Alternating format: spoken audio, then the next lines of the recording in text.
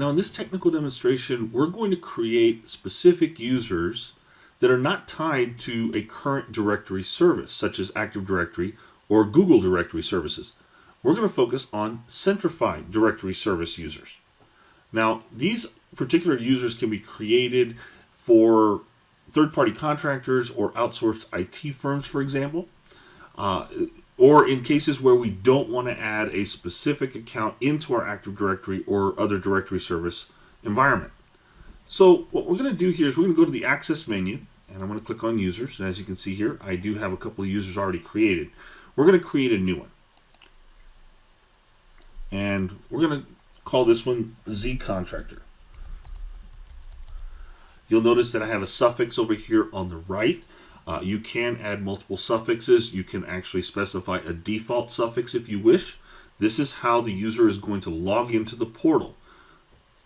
We're going to go ahead and specify an email address and a display name. We'll go ahead and supply a manually generated password. We can automatically generate it. And as we scroll down here towards the bottom, we can also apply some additional information. We can specify that the password never expires.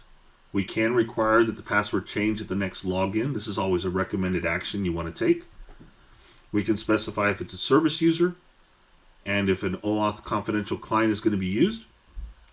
We can also send an email invite so that the user can complete their user profile setup.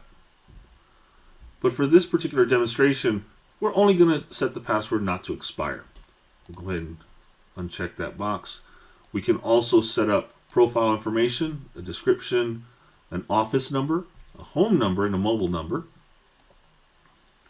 We can adjust the user's photo.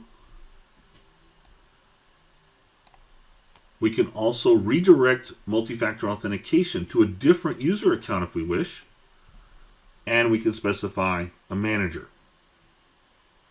So I'm going to go ahead and click Create User. We've made all the modifications that we need to, and now we have an account.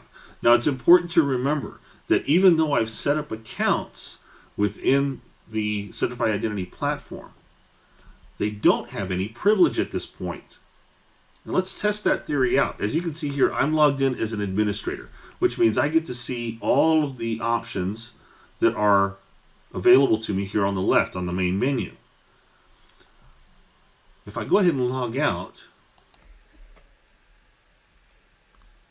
and we'll log back in as the new account, Z Contractor,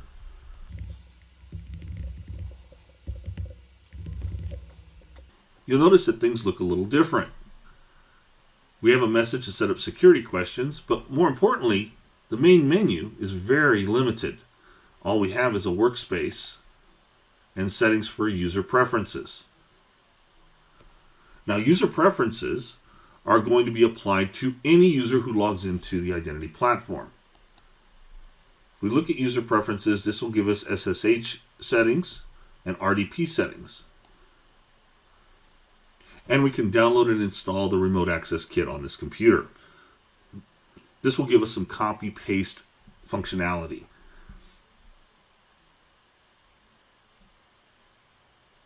Now, along with the user preferences under settings, we can also adjust the profile.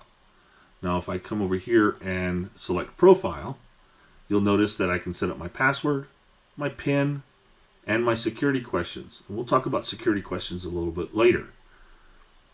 Under devices, I can now register a device, which would be a mobile device, an iPhone, for example. We can also take a look at our activity. This will give us an idea as to where we're logging in from.